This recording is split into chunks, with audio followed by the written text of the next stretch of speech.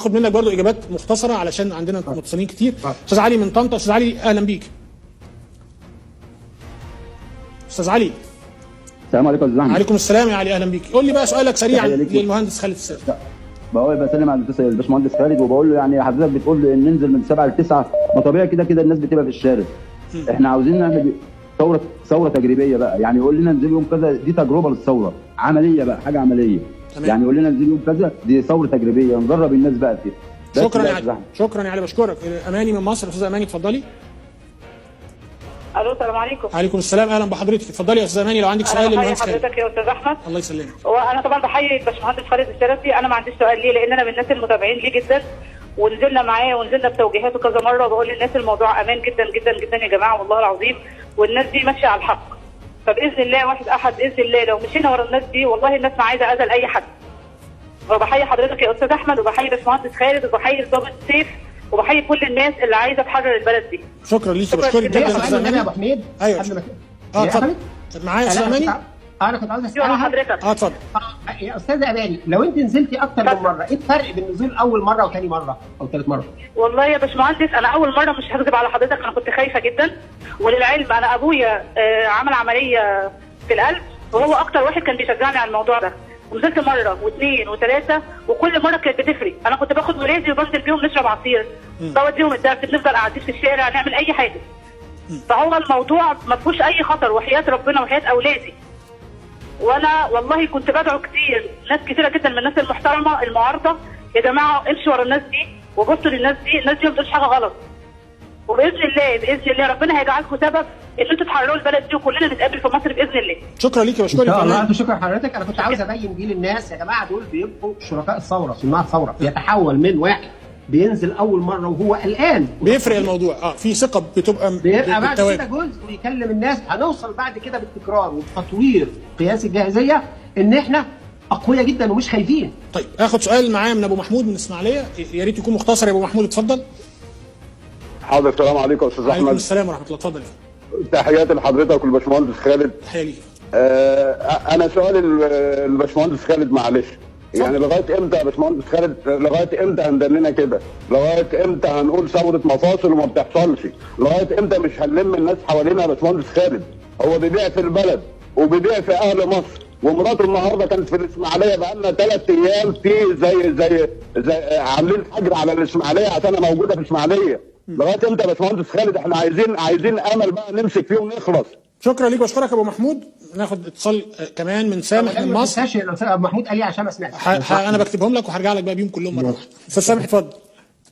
احمد ازيك يا باشا؟ اهلا وسهلا. بسلم على الباشمهندس خالد وبدعمه والله، ويا ريت كلنا نقف وقفه بقى جد. وبقول للباشمهندس خالد احنا عايزين حاجه تضمن ان انا اعمل زي الراجل الامين الشرطه دوت، اقف في اي حته واقول يسقط السيسي العميل الخاين. بس انا كل مشكلتي يا باشمهندس خالد، انا خايف على اهلي، خايف على اولادي وعلى ابويا وامي، ان هم اللي هيبهدلوا. انا بالنسبه لي ما فيش مشكله. انا كنت بقول رايي برضو بوجهه للباشمهندس خالد، ان احنا كل واحد عشان ما يقفلوش علينا الحكايه زي كل مره، كل واحد يقف قدام الشارع بتاعه. طيب شكرا ليك يا سامح. هبدا من سامح من اخر حاجه. سامح محتاج ضمانه انه يقدر ينزل زي امين الشرطه يقول رايه في السيسي، بس من غير ما يتاخد زي امين الشرطه ما اتاخد. بالظبط كده. مفيش اي ضمانه خالص غير ان احنا ننزل مع بعض في حتت كتير جدا جدا. طب وايه اللي يضمن لنا؟ بنعمل قياس الجاهزيه. الاستاذ سامح قال كلمه مهمه جدا، قال انا مش خايف على نفسي، وده حقيقه. المشكله اصبحت عندنا مش قله الناس الشجعان، اصبحت كثره الشجاعه اكتر من اللازم. انت مش خايف على نفسك، احنا خايفين عليك. امال احنا هنعمل؟ في ناس بيبقى عندهم النيرف بتاع الشجاعه عالي قوي، دول بيجننوني والله يا ابو حميد. الاقي مصور لي في حته مش عارف، في ناس انا بعمل لها بلوك، انا بخاف عليه. يا عمي الاستاذ برضه، في استاذ اتكلم كان مستعجل جدا. ما انا هقول لك يعني في علي علي بيقول لك طب انا عايز حاجه تجريبيه بقى، فاعليه تجريبيه. للاسف الشديد اول مره من فتره طويله جدا نتحدث عن ثوره منظمه.